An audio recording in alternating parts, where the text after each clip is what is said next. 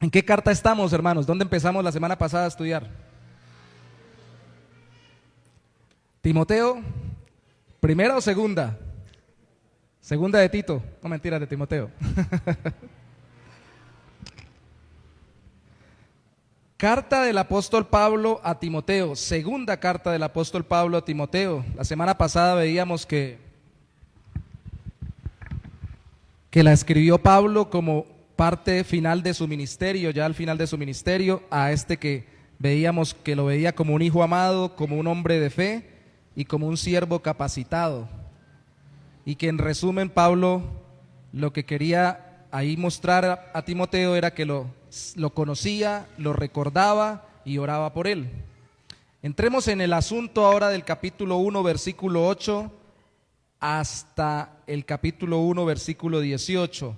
Y observe conmigo que lo primero que dice el capítulo 1, versículo 8, en la versión Reina Valera contemporánea es, por tanto. O sea, Timoteo, si yo me acuerdo de ti y oro por ti porque te conozco y sé de tus capacidades, por tanto.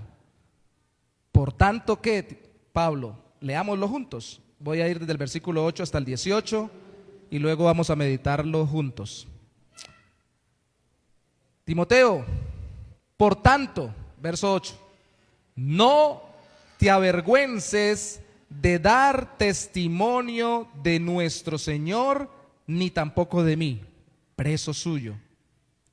Al contrario, participa de las aflicciones por el Evangelio según el poder de Dios, quien nos salvó y nos llamó con llamamiento santo, no conforme a nuestras obras, sino según el propósito suyo y la gracia que nos fue dada en Cristo Jesús antes de los tiempos de los siglos, pero que ahora ha sido manifestada por la aparición de nuestro Salvador Jesucristo, quien quitó la muerte, Jesucristo, y sacó a la luz la vida y la inmortalidad por medio del Evangelio, del cual yo fui constituido predicador, apóstol y maestro de los no judíos. Por eso mismo padezco esto, pero no me avergüenzo, porque yo sé a quién he creído y estoy seguro de que Él es poderoso para guardar mi depósito para aquel día. Retén la forma de las sanas palabras que oíste de mí en la fe y en el amor que es en Cristo Jesús. Guarda el buen depósito por el Espíritu Santo que habita en nosotros. Ya sabes que me abandonaron todos los que están en Asia, dos de los cuales son Figelo y Hermógenes. Que el Señor tenga misericordia de la casa de Onesíforo, porque muchas veces me reanimó y no se avergonzó de mis cadenas, sino que cuando estuvo en Roma me buscó afanosamente y me halló. Que en aquel día el Señor le conceda hallar misericordia cerca del Señor, cerca de Cristo. Tú mejor que nadie sabes cuánto nos ayudó Onesíforo en Éfeso. ¡Qué vergüenza! ¡Qué vergüenza! Ahí varias veces dice, o está la palabra vergüenza, ¿no? Pablo le dice a Timoteo, no te avergüences, versículo 8. Pablo dice de él mismo en el versículo 12 que él dice, no me avergüenzo. Y luego dice de Onesíforo en el versículo 16, no se avergonzó. ¿Qué es vergüenza y cómo se aplica la expresión qué vergüenza muchas veces entre nosotros, ¿no? Cuando uno le dice a alguien, qué vergüenza, qué pena, por lo general está diciendo, está haciendo, pensando, realizando algo que es al menos cuestionable y que no debería ser ni pensar ni decir. Y cuando uno le dice eso a alguien, se supone que la persona debería reflexionar y no seguir haciendo, diciendo o pensando lo que venía diciendo, haciendo o pensando. Es como para frenarlo, ¿no? En algo que no debe hacer. La vergüenza es un sentimiento con el cual Dios nos capacitó en nuestro corazón y que se empezó a experimentar cuando fuimos reprobados en el jardín del Edén, representados todos como seres humanos en Adán y Eva. Ellos pecaron Y dice la Biblia, entonces se avergonzaron de haber pecado y entendieron que habían pecado, pero no buscaron a Dios para que los perdonara, sino que en su vergüenza se alejaron más de Dios. La vergüenza pone límites, la vergüenza hace que las personas se frenen en lo que tienen o llevan en su vida. Más o menos este es el sentido que queremos encontrar en este texto. Hoy lo que queremos ver es que el obrero de Dios, aquel que sirve al Señor o de parte del Señor a otros, no se avergüenza del Evangelio o no debe avergonzarse del Evangelio. Hoy incluso en la sociedad moderna, las personas comunes y corrientes le pueden decir de otra manera a uno, ¿no le da pena? ¿Le parece que está bien que usted crea eso? ¿No le parece una locura que usted confíe en ese Dios en el que dice? ¿O que usted vaya a esa iglesia o que tenga esa forma de pensar y de vivir? ¿No le parece que es ilógico, que no cuadra con el tiempo, con la época y con lo que todo el mundo piensa, que usted esté pensando, sintiendo y viviendo de esta manera? ¿O que por su supuesta fe o su creencia usted deje de hacer cosas que otros sí hacen o cuestione lo que otros hacen y diga que es pecado porque su Dios y su Biblia se lo enseña? O porque esa es una manera de frenar, ¿no? Y tal vez nosotros no tengamos las mismas circunstancias que vivieron, muy seguramente no tenemos las mismas circunstancias que vivieron Pablo, Timoteo, Onesíforo, pero se nos llama a no avergonzarnos del Evangelio, a no ser detenidos por el avergonzamiento que el mundo nos quiera dar. El obrero de Dios no debe avergonzarse del Evangelio al sufrir ni al ayudar al que sufre por dar testimonio de Cristo. Y veremos en estos versículos sencillamente que avergonzarse del Evangelio es no querer sufrir por el Evangelio. Porque cuando Pablo insta a Timoteo, lo primero que le dice en el versículo 8 es: no te avergüences de dar testimonio de nuestro Señor, ni tampoco de mí, preso suyo. Está ya mostrando unas condiciones de sufrimiento de Pablo en prisión. Dice, al contrario, lo contrario de no avergonzarte es participa de las aflicciones por el Evangelio según el poder de Dios. Entonces, para no avergonzarse del Evangelio hay que participar, primer punto, de las aflicciones por el Evangelio. Y participar es deliberadamente disponerse a sufrir. No porque me tocó, me alcanzaron. Yo soy cristiano, tenía escondido mi fe, tenía muy oculto lo que creo, no daba a conocer quién soy y resulta que me descubrieron y me empezaron a perseguir. No, esté dispuesto a sufrir por dar testimonio de su fe, no ocultando su fe. Debe participar y este participar está puesto o traducido al menos de una forma positiva. No es una forma negativa. En otros textos Pablo habla de lo mismo, del participar en el sufrimiento como algo privilegiado de los creyentes. Porque si Cristo sufrió para salvarnos, ¿por qué nosotros no podemos sufrir por dar testimonio de Él? Y en este participar de las aflicciones del versículo 8 hasta el 11, que es nuestro primer punto, podemos decir que debemos participar de las aflicciones, primero, porque dar testimonio de Cristo nos expone al sufrimiento. Y segundo, porque el Evangelio expone el plan salvador de Dios en Cristo. En el versículo 8 nos expone al sufrimiento dar testimonio porque Pablo estaba preso, es claro. ¿Por qué estaba preso Pablo? Por predicar el Evangelio.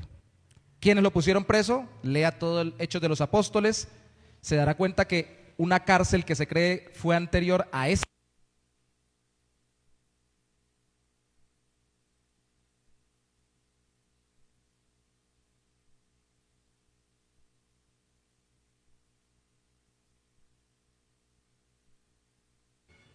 Hola, sí, lo apagué. Una prisión anterior a esta es la que aparece en el libro de los Hechos, es decir, la prisión de Roma. En su cuarto viaje misionero, Pablo iba como preso. ¿Y por qué iba preso? Eso nos puede dar una referencia de por qué estaría preso en esta siguiente prisión en donde está en este momento, en la que está cuando escribe esta carta. En Hechos de los Apóstoles vemos que lo pusieron preso porque los judíos no querían que predicaran el Evangelio. Y lo refirieron a los romanos, muy parecido a lo que pasó con el mismo Cristo. Los judíos menospreciaron a Cristo como Salvador y se lo pasaron a los romanos para que lo mataran. De hecho, Pablo termina muerto en el reinado de Nerón bajo el Imperio Romano, y también Pedro. Ayer veía, porque me gusta ver cositas de cómo piensan, y escuchaba un documental de un judío hablando sobre cómo ven los judíos el cristianismo. Y decía, no nos pidan que lo veamos bien. Y usted tiene que ponerse en los pies de ellos, porque se suponía que eran de nuestra, y estaba hablando lo más equilibrada y entre comillas profesionalmente posible. Se suponían que eran una parte de nosotros, porque Jesús era judío, los primeros discípulos eran judíos, y empezaron como una secta judía, pero luego terminaron separándose y mostrándose que no creían exactamente todo lo que creían los judíos, y al final terminaron siendo un instrumento. Él liga cristianismo con catolicismo romano, obviamente porque él dice todo el que se llame cristiano es cristiano, y terminaron siendo aliados del Imperio Romano y persiguiéndonos a nosotros los judíos, de tal forma que llegó un tiempo que decir cristiano para los judíos era un dolor muy grande, y hoy en día lo menos que somos es indiferentes, y prácticamente se pinta como si siempre hubieran sido las víctimas, y sabemos en el texto bíblico y por la misma historia secular fuera de la Biblia que persiguieron a los creyentes. Eso es como si dijéramos que al nacer la Reforma todos los reformadores en el siglo XIX fueron perfectos, cuando sabemos que, por ejemplo, luteranos mataron bautistas por el hecho de que los luteranos creían que había que todavía bautizar infantes, con otra perspectiva diferente a la perspectiva católico-romana, pero que tenían que seguirlo haciendo, y los bautistas, especialmente antes de los bautistas, los anabautistas rebautizaban los que habían sido bautizados de niños cuando confesaban sus pecados siendo creyentes. Nunca ha habido una realidad perfecta en el mundo, y la iglesia no ha sido ajena a eso. Han habido luchas, dificultades. ¿Eso quiere decir que entonces no vamos a creer en Dios ni vamos a creer en Cristo? No, eso quiere decir que debemos estar listos para que desde fuera y aún desde dentro haya dificultades y se genere sufrimiento por seguir a Cristo. ¿Sí me explico? Pablo habla, por ejemplo, de falsos hermanos, y aquí va a mencionar algunos que lo abandonaron. Pablo habla del sufrimiento de las iglesias, y no está hablando de traiciones, sino solamente preocuparse por ellas. Siempre hay alguna clase de sufrimiento por servir a Cristo. Pero se participa de las aflicciones ¿cómo? Con cara de víctima, con postura de autocompasión, diciendo ¿cómo sufro? Pobrecito yo que soy cristiano y el mundo está contra mí. Eso es lo que nos enseñó Cristo. Así Cristo fue a la cruz. Dijo, pobrecito yo que voy a morir por todo el mundo, téngame compasión y misericordia. Sígame, por favor, téngame lástima. Yo no veo a Cristo así, ni tampoco deberíamos ser nosotros así. Es clave en este versículo 8 esta frase: participa de las aflicciones por el evangelio según el poder de Dios. Porque si lo vamos a hacer en nuestro propio poder y nuestra propia fuerza, nos vamos a vivir conmiserando y autocompadeciendo. Cuidado, porque esa es la filosofía moderna hoy en día de la humanidad que estamos viviendo. Le llamaron algunos, ya no sé en qué título vayan, generación de cristal, y los que supuestamente éramos generación de hierro, éramos más duros, estamos más cristaludos que los más jóvenes. Todo nos duele, todo nos ofende, todo nos daña, todo me están queriendo perseguir, me están queriendo humillar. No es estarse quejando. Si vamos a participar de las aflicciones por seguir a Cristo, vamos a tomar poder de Dios y vamos a fortalecernos en el Señor para no vivir autocompadeciéndonos ni quejándonos. Y además, en los versículos 9 al 11 se nos enseña que participar del evangelio no solamente nos expone al sufrimiento porque el mundo aborrece a Cristo, sino que también participamos del evangelio para exponer el plan salvador de Dios en Cristo. Y cada vez que usted expone algo que al mundo no le gusta, pues el mundo tiende a rechazarlo, burlándose o arremetiendo contra los que lo exponen. ¿Cuál es el evangelio expuesto? Mire usted por favor conmigo de nuevo los versículos 9 al 11. Habla de que Dios, dice, quien nos salvó, Dios nos salvó y nos llamó con llamamiento santo, no conforme a nuestras obras, sino según el propósito suyo y la gracia que nos fue dada en Cristo Jesús antes de los tiempos de los siglos. Aquí se hace énfasis antes de que la humanidad existiera. En el versículo 11 dice, pero que ahora ha sido manifestada por la aparición de nuestro Señor Salvador Jesucristo.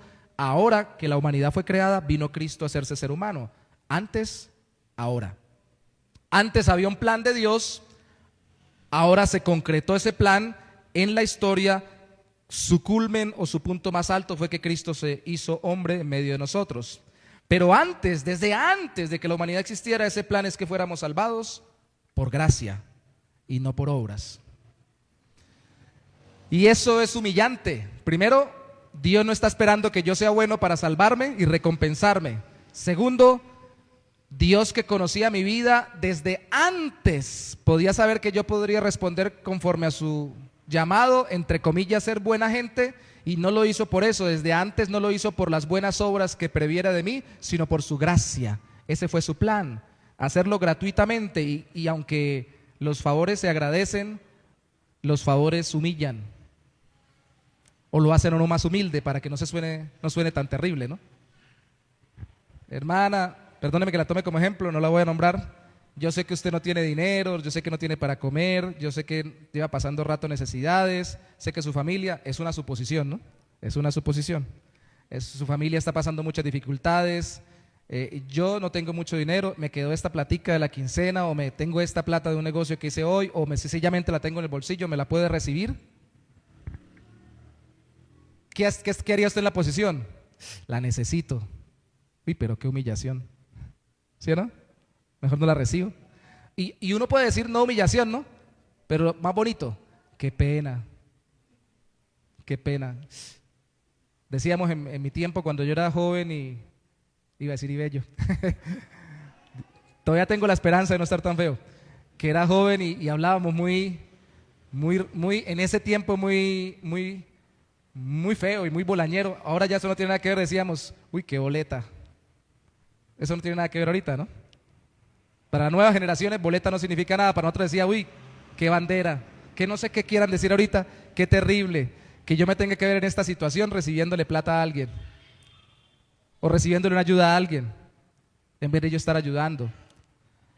Cuando uno se sabe incapaz, necesita ser más humilde para poder recibir del que tiene la capacidad de ayudarnos. Es por eso que el evangelio en general es rechazado, porque es un plan basado en la misericordia y la gracia de Dios para quienes no lo merecen y no lo pueden lograr por sí mismos. Y cuando a uno se le presenta que el evangelio es ese tipo de plan desde la eternidad para que nosotros lo recibamos hoy, uno dice, no, espéreme, yo tengo que hacer algo, yo tengo que poner algo, yo tengo que transar con algo. Y aquí no estoy entrando en la polémica de si uno decide o no decide, sino sencillamente en el asunto básico que enseña la Biblia, de que ninguno de nosotros puede comprar su salvación, porque sus obras no son sino, como dice Isaías, trapo de inmundicia. No puede. Y eso nos da humildad. Eso también nos saca de la perspectiva temporal. Yo me detengo en este primer punto, tranquilo, los otros serán más rápidos, porque aquí está el meollo del evangelio que Pablo está predicando y que le dice a Timoteo que no se avergüence de él. Porque es que vivimos muy en nuestro tiempo, en nuestra época, casi ni pensamos en lo que pasó atrás en la historia, mucho menos fuera de la creación de la humanidad, mucho menos fuera de esta esfera y de estas realidades que vivimos. Nos saca de la perspectiva nuestra, que a veces nos sale de nuestras propias narices, o nariz, nariz, una sola nariz, varias narinas, dos orificios nasales. El asunto es que nosotros a veces solamente vemos mi familia, mi vida, mis pensamientos, mi carrera, mi casa, incluso como cristianos, mi ministerio, mi. Y el evangelio del principio hasta el fin es: esto es más grande que yo, esto es más grande que mi familia, esto es más grande que la ciudad en la que vivo, esto es más grande que el país en el que estoy viviendo, esto es más grande que incluso este momento en la historia, en toda la humanidad, esto es más grande que toda la historia de la humanidad, esto trasciende, está por encima, desde la eternidad viene de un Dios que es más grande que todo lo creado y que todo lo que sucede a mi alrededor.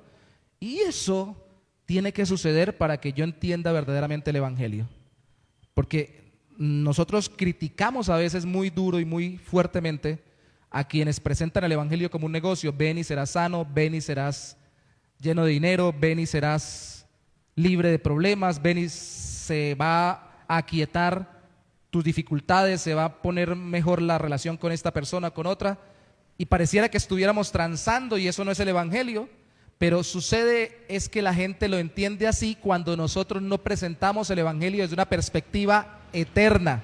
¡Qué pena! Esto es por gracia, porque su vida no es el centro del universo. El centro del universo es Dios, que lo creó todo, y usted necesita conectarse con Él para que su vida en su entorno ahora tenga sentido y propósito. Deje de ver solo su vida, mire al Dios que está por encima de su propia vida y de su propio corazón y de sus circunstancias. Ese es el Evangelio. De hecho, en alguna parte la Biblia le llama el Evangelio eterno. La oración de un hombre de Dios que fue conocido como un gran avivador, usado por Dios para un avivamiento, era: Señor, pon en mis ojos la eternidad. ¿Qué quería decir él? Cada vez que yo predique, se vea en mis ojos que estoy haciéndolo de parte de un Dios eterno para una salvación eterna y no solo para resolver un problema temporal. Todo eso en Cristo. En Cristo.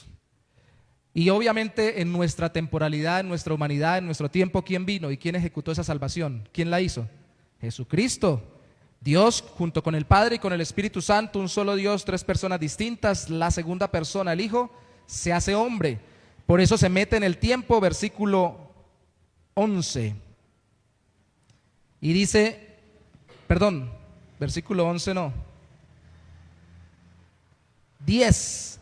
Pero que ahora ha sido manifestada por la aparición de nuestro Salvador Jesucristo. Por eso dice ahora, en este tiempo, ya después de iniciada la humanidad, quien quitó la muerte y sacó a luz la vida y la inmortalidad por medio del Evangelio, del cual yo fui constituido predicador y apóstol. Eso sí está el versículo 11, y maestro de los no judíos. Este Evangelio lo planeó Dios sin yo merecerlo, y lo ejecutó Cristo y no lo ejecuté yo sin yo merecerlo. Él lo hizo por mí. Él obró, según el versículo 10, quitando la muerte y sacando a la luz la vida y la inmortalidad. El mensaje del Evangelio enseña que Cristo quita la muerte espiritual, pagando con su muerte por mi condenación, y da vida espiritual porque resucitó glorioso y ahora me ha dado vida eterna y me conecta con algo más que este mundo y este tiempo. Ay, hermanos, es tan difícil sacarnos de este mundo y este tiempo es tan difícil, no, es imposible, que tuvo que Dios meterse a nuestra vida y a nuestro tiempo. Hace unos miércoles, cuando me tocó predicar, yo hablaba de cómo Cristo entró en Jerusalén para morir por nosotros en un pollino de asna, en un burrito. Y un burrito era una cuestión común y corriente.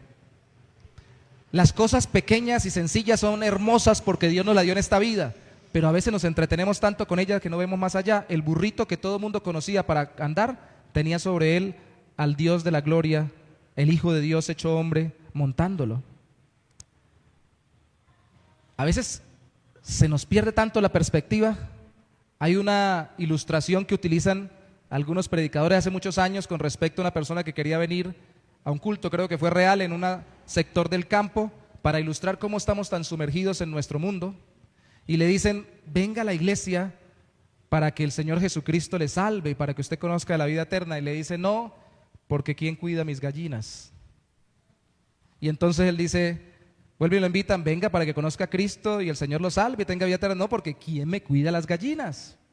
Entonces el que lo invitaba como buen creyente le dijo: pues el Señor, que está en todo lugar y en todo sitio, pues le cuidará las gallinas. El Señor se queda con las gallinas y se las cuida. Le dice: bueno, yo voy entonces y el Señor me cuida las gallinas. Y fue al culto y el predicador precisamente era así de efusivo como Sadra y dijo: el Señor está aquí. Y el tipo salió corriendo y dijo: me dejó botadas las gallinas. Preocupado por las gallinas, nunca dejó de pensar en ellas.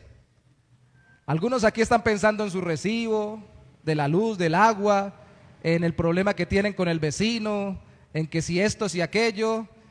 Y qué cosa tan tremenda para sacarlos de eso, ¿no? En que si me quieren, no me quieren, casi que los ve uno con un pétalo de rosa diciendo: me quiere, no me quiere. Y el Señor le dice: espérate, yo entré a este mundo para que disfrutes este mundo, pero veas más allá de este mundo y entiendas una realidad eterna. Ese es el Evangelio, nos conecta con la eternidad en el Señor. Para eso vino Cristo, pagando por nuestros pecados, pero para conectarnos con la eternidad en Dios. Eso es por lo que estaba sufriendo Pablo. Y por eso estaba preso. Y por exponer eso, por ser apóstol, maestro, predicador de los que no eran judíos, terminó estando preso porque el mundo rechazó ese mensaje y lo persiguió. Entonces le está diciendo a Timoteo, usted puede decirlo conmigo, Timoteo, no te avergüences de Cristo, de dar testimonio de Cristo y de mí preso suyo. Timoteo,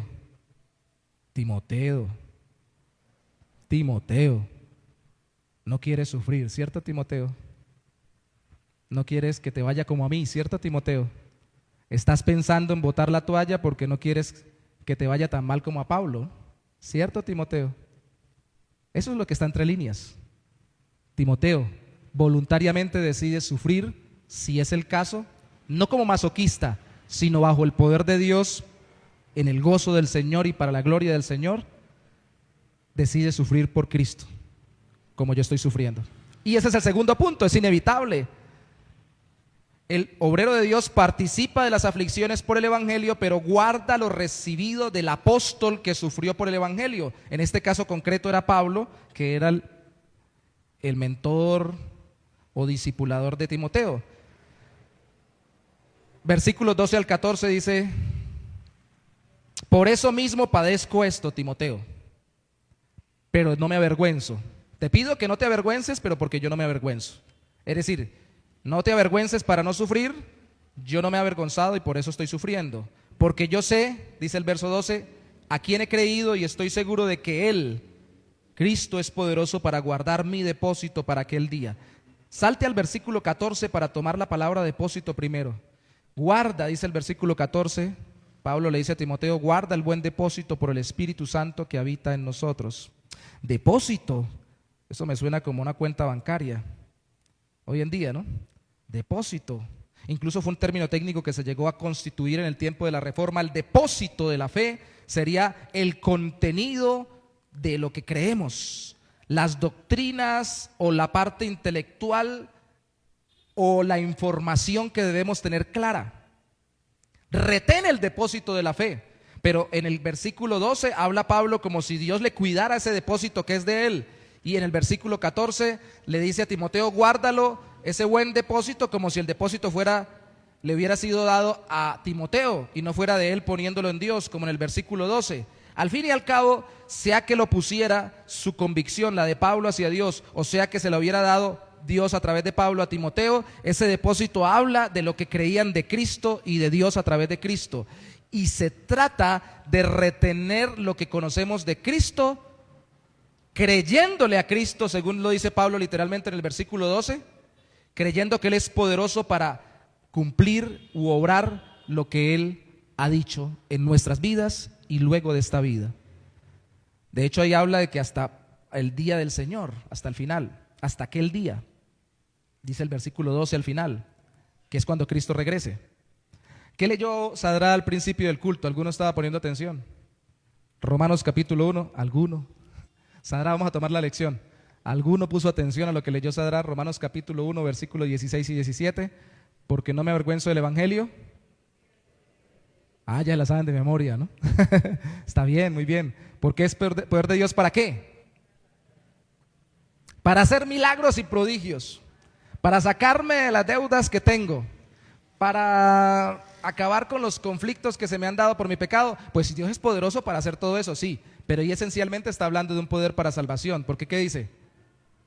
Para salvación a todo aquel que ¿qué? Primeramente a los judíos y también al griego.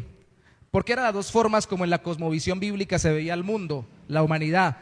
Aquellos que Dios había usado como un pueblo, los había levantado para traer su verdad, su revelación y traer a Cristo, y aquellos que todavía, no siendo de ese pueblo, no habían conocido esa revelación y mucho menos habían conocido a Cristo, judíos y griegos, o judíos y gentiles. Como decir, hoy en día no hay una división tan marcada, ¿no? Pero muchos, por ejemplo, yo escucho predicadores muy buenos estadounidenses que aprendieron español en México, y en México todo lo ven comparándolo con los Estados Unidos y le llaman los gringos y el resto del mundo. Lo ven como algo especial, ¿no? y le llaman así. Incluso un predicador muy bueno que es estadounidense y dice, como dicen en Gringolandia, porque así dicen en México. Y pareciera que solamente hubieran esos dos pueblos. En el tiempo en que hubo la Guerra Fría, pareciera que solo existieran los capitalistas y los comunistas, Estados Unidos y Rusia, porque tenemos esa tendencia, ¿no? Mi pregunta es, ¿esas divisiones culturales y étnicas desaparecieron? No. En Gálatas dice que en Cristo no hay diferencia entre el judío y el gentil. Eso quiere decir que el judío ya dejó su cultura y su historia judía, y que el gentil dice, ahora me voy a volver judío y voy a dejar de ser gentil, estadounidense hoy o ruso, y me voy a volver con la historia judía. No, eso quiere decir que son unidos en un mismo pueblo bajo la fe en Cristo. Entonces, el poder de Dios, Pablo lo va a resaltar allí en Romanos muy fuertemente, del evangelio, es que salva a todo tipo de gente y termina siendo un pueblo de todo tipo de personas por la fe en Cristo. Lo pone muy fuerte en Efesios capítulo 2, donde dice que de los dos pueblos hizo uno. Entonces, en una iglesia, y sumando todas las iglesias que creen en el evangelio de Cristo, más aún, pero en una sola iglesia, congregación local, puede haber un hincha del Real Madrid y un hincha del Barcelona, y se pueden amar fervientemente en Cristo Jesús. ¿Sí? Hay familias que se dividen por eso, ¿sabe usted eso? Y estoy hablando de algo muy superficial, ¿no? Igual puede haber de un partido o de otro partido político. Igual puede haber de unas costumbres y de otras costumbres, de un dialecto y de otro dialecto, porque sus costumbres, sus dialectos y sus filosofías, aunque tengan que moldearlas, sobre todo si son filosofías y cuestiones políticas a la luz de la Biblia y del evangelio, no los van a separar, sino que los van a terminar uniendo, renunciando a todo aquello que los separe y sea opuesto a Cristo y a su evangelio. Hoy en día es un problema. Yo me acuerdo, los hermanos que vienen de Venezuela, algunos como Sadray y Jenny estuvieron muy conectados, que no escuche Maduro, con el gobierno, ¿no? Sirviendo de alguna manera, ¿no? Pero el asunto es que yo me acuerdo cuando estábamos trabajando en Venezuela, tratando de plantar una iglesia ahí al pie de la frontera, en el tiempo de Chávez, usted decide algo a favor o en contra del gobierno, no porque uno quiera ir en contra del gobierno, sino de alguna política que no sea bíblica y que no sea un principio bíblico para el gobierno, era ser usted antichavista o ser prochavista. Y era un problema porque la mitad estaba para un lado y la mitad estaba para el otro. Y uno dice, ¿y dónde están los cristianos aquí? En ese tiempo había chavistas y opositores. ¿Cómo es que le llaman allá en Venezuela? Enchufados y escuálidos, ¿no? Así se llamaban esos términos. Cualquier parecido con la realidad que estamos viviendo hoy en Colombia no es mera coincidencia, ¿no? Y uno dice, y no, la alternativa, yo no estoy promoviendo políticas ni le estoy diciendo por quién votar, la alternativa tampoco es el centro, listo. Entonces, como el pastor dijo que ni de izquierda ni de derecha, me voy por el centro. El que diga que es del centro, por ahí voy. No, tampoco, porque ese del centro puede tener políticas tan antibíblicas como cualquiera de los otros dos, en cuanto a gobierno y en cuanto a moral para el país. El asunto es que no nos dejemos cautivar y separar por cuestiones que no son esenciales para la eternidad. Porque la política pasará. ¿Algún día el Real Madrid dejará de ganar tantos títulos? No estoy promoviéndolos, ni soy hincha de ellos. Soy hincha del glorioso Cúcuta Deportivo, doblemente glorioso aunque tenga una sola estrella, porque fue 2 veces subcampeón antes de eso. Algún día pasarán esas cosas, Cristo vendrá y todo eso terminará. Lo que nos une es lo que Cristo hizo, y lo que debemos conservar como un depósito que protegemos es lo que se nos ha transmitido por los apóstoles a través de la Biblia, en este caso a Timoteo por medio del apóstol Pablo, que es lo que acabamos de describir como el evangelio. Cristo vivió, murió y resucitó por nosotros, y profundizar en ello debe ser nuestra tarea. No podemos perder esto, porque si Timoteo perdía esto, perdía todo. Así tuviera iglesia, así tuviera ministerio, lo dije la semana pasada y lo recalco hoy, así todavía siguiera funcionando el sistema religioso cristiano, ya distinguiéndose del judío. Ahora ni siquiera se reunían los sábados, porque los judíos se reunían el Shabbat o el día de reposo, el último día. Se reunían el primer día porque el Señor había resucitado el primer día, se les apareció el primer día, y queda constancia en la Escritura, los apóstoles lo hacían. Así tuvieran nuevas costumbres, y eso pasó históricamente hablando. La iglesia no se paganizó cuando terminó siendo solamente un esquema organizacional que se alió con el gobierno de turno. Y eso pasó en esa época y puede pasar hoy en día, con las filosofías y los gobiernos y las modas. Cuando se pierde la esencia del evangelio, usted puede terminar quién sabe en dónde. Y usted puede terminar siendo muy exitoso en el mundo con una gran religión y con una gran iglesia incluso, o una gran congregación, y habiendo perdido lo que le encargaron. Se nos encarga el Evangelio, dar testimonio de Cristo, creyéndole a Cristo que es poderoso para obrar salvación y para sostenernos a nosotros hasta el final, y creyéndole al Espíritu Santo que testifica de Cristo y en Cristo, como lo dice el verso 14. El verso 14 dice: guarda el buen depósito, pero por el Espíritu Santo. O sea, sigue creyendo lo mismo, pero no lo creas intelectualmente porque está de moda, porque es bueno. Confía en la obra del Espíritu Santo. Tiempo nos falta para ver cómo en Romanos capítulo 8 el apóstol Pablo habla de la vida en el Espíritu, guiado por el Espíritu de Dios, y en los versículos 16 y 17 dice que el Espíritu de Dios es el que da testimonio de que somos hijos de Dios, y si hijos, versículo 17, herederos de Dios y coherederos con Cristo. No confíes en lo que te dice el mundo y aún tú propiamente, apela a lo que internamente te da testimonio el Espíritu Santo. Y alguien puede decir: eso es muy subjetivo, prefiero la palabra. Es que el Espíritu Santo está conectado con lo que dice la palabra porque inspiró la palabra. Claro, si el supuesto espíritu que te habla va en contra de lo que dice la Biblia, pues no es Espíritu Santo, es espíritu chocarrero, es espíritu quién sabe qué, pero no es el Espíritu de Dios. Pero si es el Espíritu Santo el que te da testimonio conforme al Evangelio, quién es Cristo y lo que hizo Cristo según lo que está registrado en la Biblia, es así como se conserva, confiando en lo que el Espíritu Santo da testimonio en nuestras vidas. Esta es la experiencia subjetiva de la verdad objetiva. Lo que el Espíritu Santo reveló y quedó fuera de mí en la Biblia se hace real y experimentado en mi corazón, subjetivamente dentro de mi corazón, de tal forma de que, como alguien dijo alguna vez, yo sé que sé, que sé, que sé, que sé, que sé, que sé. ¿Y usted de dónde apoya eso? No sé, pero sé que sé. Estoy convencido. Pablo lo ponía así: estoy persuadido. Es una cosa que obró Dios en mi corazón y cuadra con lo que está fuera de mi corazón, con el depósito que encargó Pablo, la verdad apostólica, pero coordina con lo que cree mi alma. De verdad estoy convencido de esto. Retener eso es importante, y esto no implica que porque el Espíritu Santo es el que me lo da, yo no tengo que hacer el esfuerzo de retenerlo. Tengo que hacer el esfuerzo de ser congruente con lo que el Espíritu Santo pone en mi corazón. Porque por no sufrir, ya lo vimos, puedo querer ser incongruente con lo que Dios me da testimonio. Usted no ha escuchado a esas personas que dicen: sí, yo creo que no debería ser así, pero me tocó. Yo creo que yo debería pensar de otra manera, pero ¿qué más da? Yo creo que las cosas no son así porque Dios dice su palabra, pero es que cuando toca, toca. Y bueno, ¿qué más se hace? No, seamos congruentes, retenga lo que le ha puesto el Señor en su corazón según el Evangelio, según la Biblia, y retenga la forma, no solo el depósito o contenido, sino la forma. Versículo 13.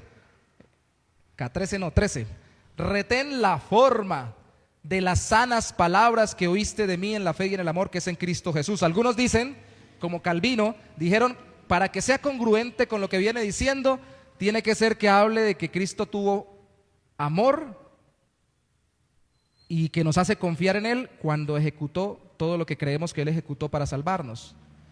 Pero creo que una forma más coherente con el resto de los usos de esta palabra por el apóstol Pablo es que no solamente es bueno el contenido, sino también la forma en que nosotros vivimos el Evangelio. Fe y amor. Usted dice creer en el Señor, que se le note. Que se te note.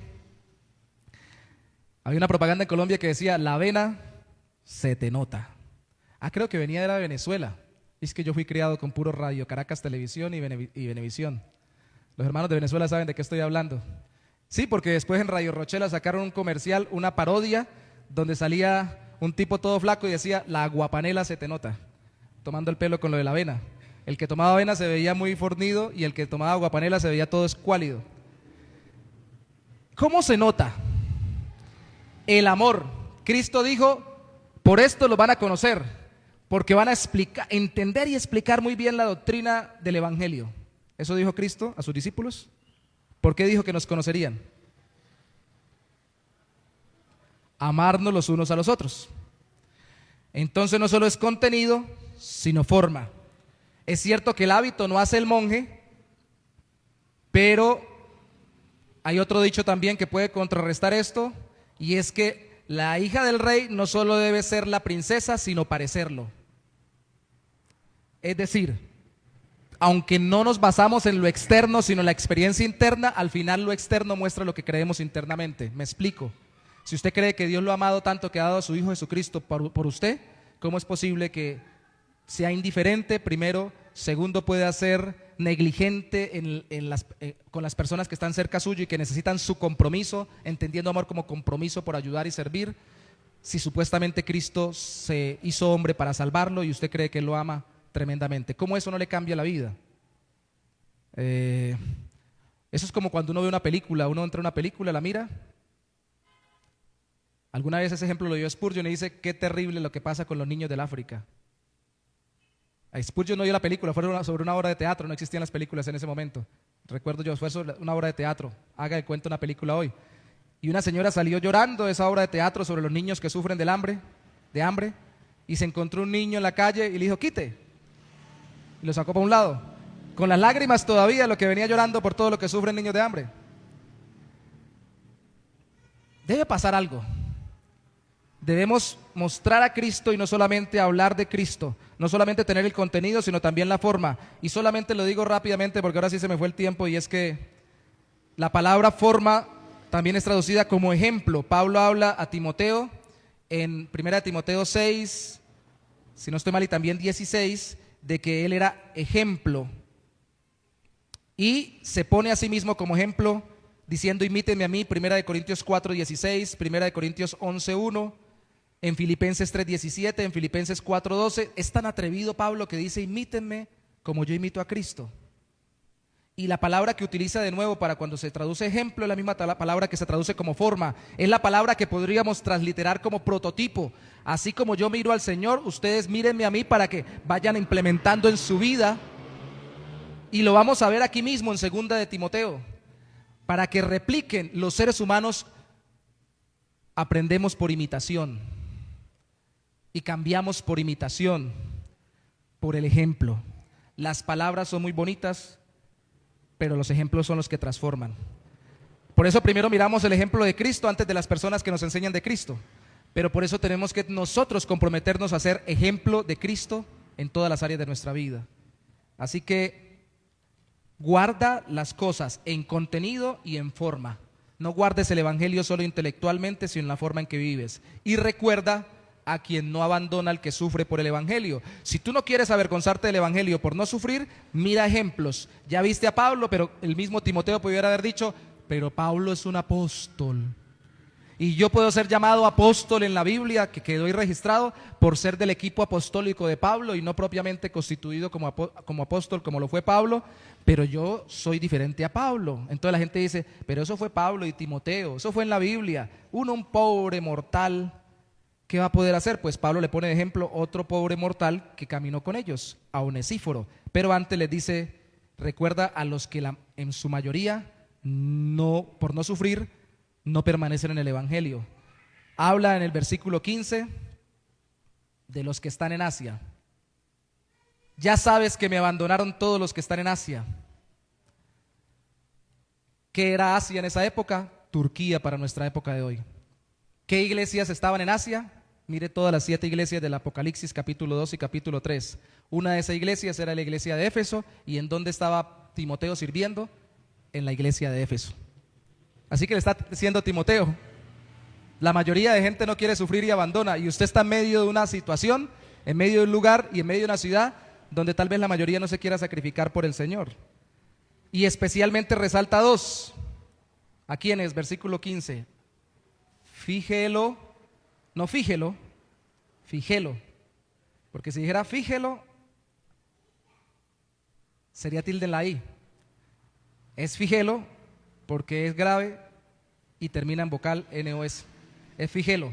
Si fuera fíjelo, tendría tilde en la O. De todas formas, así no se debería pronunciar tal vez en el original. Eso es una traducción nuestra. Fíjelo, perdón. Y Hermógenes, ese sí tiene tilde en la O, ¿no? Hermógenes. Nombres bonitos para que tengan cuenta cuando vaya a tener un hijo, un nieto. Ven, fíjelo. ¿Que fije qué? Fíjelo, digo. Y Hermógenes. ¿Cómo le diría a usted a un niño que se llama Hermógenes? Hermoginito. Papito, ven para acá. Hay hermanos que han puesto nombres bíblicos, yo lo he hecho, pero hay unos que son muy largos y muy enredados. Nabucodonosor, Nabuquín, ven para aquí. El asunto es que estos dos son resaltados, ¿por qué? No porque tuvieran nombres feos. Lo que se puede deducir es que tal vez, aunque fueron bastantes de Asia, Pablo andaba a veces hasta con decenas de personas, se puede deducir de los textos bíblicos, de todos los nombres cuando usted los conecta, haciendo su obra misionera. Se los cargaba, se los llevaba a una iglesia y los llevaba. Por lo menos andaba con 2 o 3, dentro de eso estaban Timoteo y Tito, Lucas, el de Hechos. Pero a veces andaba con mucha gente más y la mayoría era de Asia porque él había pasado sembrando iglesias en Asia, en lo que hoy es Turquía. Y la mayoría cuando lo pusieron preso lo abandonó. ¿Y por qué resalta a Figelo y a Hermógenes? Porque se cree una de dos, o eran líderes dentro de todas las iglesias del Asia, muy reconocidos, o Pablo les había confiado, pensando que eran muy buenos líderes, mucha responsabilidad y no habían dado la talla con respecto a eso, porque se fueron. Pablo era bravo, hermanos, era intransigente a veces en eso. Se fue, que se lo lleve el diablo. Se abandonó el evangelio por no continuar conmigo. Y podemos ver en algunos contextos que hubo gente que volvió a ser parte de su equipo, como Juan Marcos, que fue ayudante después de Pedro y volvió luego con Pablo. Pero al parecer estos dos fueron un referente para decirle a Timoteo, fíjate cómo por no querer sufrir otros abandonan el evangelio. Y están dentro de los que tú estás ministrando, porque tú estás en Asia. Es más, no te pongo ejemplos negativos para que prevengas que no seas como ellos, sino positivos también. Terminemos acá. Que el Señor tenga misericordia de la casa de Onesíforo. Ese suena más bonito, ¿cierto? Debe ser porque actuó mejor. Onesíforo. Porque muchas veces, mire lo que hizo, me reanimó y no se avergonzó de mis cadenas. Vuelve, aparece esa palabrita. No te avergüences, Timoteo, no me avergüenzo yo, Timoteo. No se avergonzó Onesíforo. No botó la toalla y salió corriendo por el sufrimiento, sino que no se avergonzó de mis cadenas, es decir, me ayudó cuando estaba preso, a pesar de que eso le pudiera dar también prisión a él, sino que cuando estuvo en Roma, esa es una prisión anterior a esta, me buscó afanosamente y me halló. O sea, no simplemente me quiso ayudar como diciendo, Pablo, lloro por ti, sino que lo buscó en medio de la situación difícil y lo quiso ayudar. Lo animó. El ánimo a veces es solo compañía. Y la mayoría de las veces es solo compañía. Y también me ayudó, verso 18, que en aquel día el Señor le concede hallar misericordia cerca del Señor. Tú mejor que nadie sabes cuánto nos ayudó, Timoteo, tú estabas con nosotros cuando nos ayudó en Éfeso. Es más, yo te envié después a Éfeso y ahora estás pastoreando en Éfeso o estás ayudando a restaurar la iglesia de Éfeso. Tú sabes, ese tipo, esa persona, ese hombre, con su casa, es decir, con su familia, cuánto nos ayudó. Así que si usted quiere ser un obrero de Dios que no se avergüence por lo que pueda sufrir por el evangelio, retomando, primero, debe estar dispuesto a sufrir o a participar de las aflicciones. Segundo, debe guardar en contenido y en forma el evangelio, lo que cree y lo que vive en Cristo. Y tercero, debe recordar a quienes sufren y tenerlos como ejemplo y como estímulo para su vida. Cómprese el libro de los mártires de Fox, o cómprese el libro de, ahorita se le llama otro, de La Voz de los Mártires. Compren libros donde muestren que históricamente hablando creyentes en Cristo Jesús han sufrido y han dado mucho para poder seguir sosteniendo solo su fe. No han sido héroes que salieron a querer ser las estrellas del mundo cristiano. Eso pasa mucho hoy con las redes sociales y con una cantidad de cosas y a veces se confunde. En estos días leía a un hermano que yo ya no comulgo con él en muchas cuestiones prácticas, en cuestiones importantes en la Biblia, pero sigue siendo un hermano en Cristo y decía, ahora los héroes son los youtubers, los influencers que no han sufrido nada, están sentados en una silla más cómoda de la que yo tengo para el escritorio, en una silla de gamer. Y lo más que le sale es un callo en el dedo por mover el mouse. Y se meten a veces en conflictos por estar sosteniendo posturas, y yo soy así, y usted qué, y entran en peleas, y después hasta se piden perdón y dicen son tremendos creyentes, no sufren nada. Todo eso son cuestiones del tiempo moderno que nos hacen pensar que sufrimos, de nuevo son muy delicados. Pero acá debe recordar a quien realmente ha sufrido para animarse con ese ejemplo y para ayudar a otros que estén sufriendo. Al final, avergonzarse del Evangelio es no querer sufrir por ser fiel a Cristo y abandonar a los que sufren por Él, negando lo que se dice creer. Termino como empecé en un principio, aterricémoslo en nuestra vida práctica. Alguna vez alguien me dijo en un laboratorio: Yorley, no diga que usted es creyente, porque el gerente nacional, la otra vez, delante de todos los visitadores médicos, vendedores, representantes, transferencistas del laboratorio en el que trabajaba, en un evento como este, a un tipo que supo que era cristiano, les empezó a burlar de él delante de todos. Y nadie dijo nada. Yo le dije, pues yo no soy tonto. No voy a decir, venga, yo soy cristiano y búrlese de mí.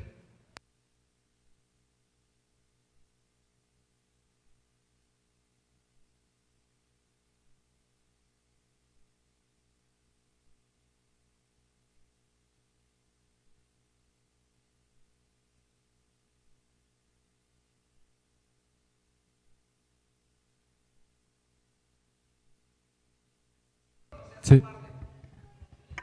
Timoteo, no te avergüences, no quieras no sufrir. Si me preguntan, tampoco lo voy a negar por no perder un empleo o por no quedar mal delante de una cantidad de gente que no me va a dar ni la salvación, ni me ha dado la vida, ni me va a dar la eternidad con Dios. Más se perdió en el diluvio, decíamos en mi tierra. Yo no voy a perder mucho, con tal de que no pierda la salvación. Dijo Cristo, no teman a los que pueden matar solamente el cuerpo, teman al que puede acabar, destruir el cuerpo y el alma en el infierno. Y ese no es el diablo, ese no es el diablo, ese es Dios, que nos ha dado a Cristo para salvarnos. Y si usted no quiere entregar su vida a Él y por no ser fiel a Cristo lo niega en esta vida, con circunstancias como que el papá, la mamá, el esposo, la esposa le dicen, si siguen eso, lo dejo, lo abandono, lo echo del trabajo, le quito la amistad, va a pasar esta circunstancia difícil, va a pasar necesidad. Son cuestiones más prácticas para nosotros. Si por eso usted deja de confiar en Cristo y niega a Cristo por no querer sufrir, pues la Biblia es clara. Él es fiel, pero también Él es fiel a lo que ha dicho: el que lo negare, también le negará. No nos avergoncemos. ¿Está dispuesto usted a sufrir por Cristo? Mostrando el carácter de Cristo al sostener el Evangelio y al apoyar también a quienes sufren por creer en Él. Voy a decir algo diferente de lo que dijo Pablo a Timoteo para ponerlo en contexto por la presión externa. Él dijo, no te avergüences. Yo le digo, no se deje avergonzar. Póngase sobre sus pies conmigo, por favor, para orar. No te dejes avergonzar, porque si te avergüenzan y te detienen y te paralizan, pierdes tú, el mundo gana, porque se pierde la actividad de un creyente en Cristo que da testimonio de su fe a pesar de lo que el mundo se le opone. Tampoco te dejes avergonzar si es por una tentación a pecar, porque dice, yo no puedo pecar de esta manera, que eso es muy importante, no solo negando la fe, es, recuerden, en contenido y en forma, queriendo no vivir en el amor y en la santidad de Cristo, por no sufrir el menosprecio de quienes quieres que pequen con ellos. No tienes que sucumbir ante la tentación de quienes dicen, ya se deja mangonear de la mujer, ya le lavaron la cabeza en la iglesia, ya eso seguro que usted ahora el pastor lo manipula, para que simplemente ofenda al Señor con su vida de pecado, con una vida de pecado. No te dejes avergonzar. Señor, te damos gracias por tu Hijo. A veces se nos olvida que muy seguramente Él fue crucificado desnudo. Y yo sí temo, tú sabes, y ya lo saben aquí públicamente, que he soñado muchos años con andar por ahí desnudo, y qué pena me da, qué vergüenza. Es una de las cosas, como le dio vergüenza a Adán y Eva, que tipifican el avergonzarnos. Y mi Salvador, tu Hijo, hecho hombre, muriendo en una cruz desnudo, escupido, maltratado y abandonado por ti mismo en su humanidad por nuestro pecado. Sí, es una vergüenza, pero esa vergüenza no nos detiene, porque si nos quieren avergonzar, más adelante seguiremos, porque aquel que sufrió el oprobio, el menosprecio de la humanidad, recibió tu aprobación para salvarnos y para darnos vida eterna, Cristo Jesús. Así que, Señor, ayúdanos a ser fieles. Nos van a querer manipular, nos van a querer confundir, desde los entes gubernamentales más altos hasta la persona más sencilla a nuestro lado y hasta nuestro propio corazón que todavía sucumbe ante la tentación y ante los deseos pecaminosos.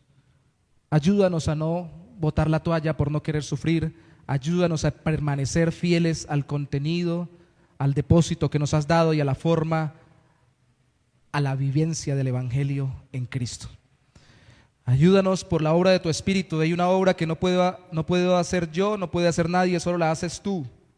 Bueno, toda la obra la haces tú, la hizo Cristo hace años, pero lo veíamos, la haces tu Espíritu Santo en el corazón de cada uno de los que estamos acá. Quisiéramos unos meter la mano en el corazón de otros para animarlos y darles valor, pero solo tu Espíritu puede avivarlos y fortalecerlos en Cristo.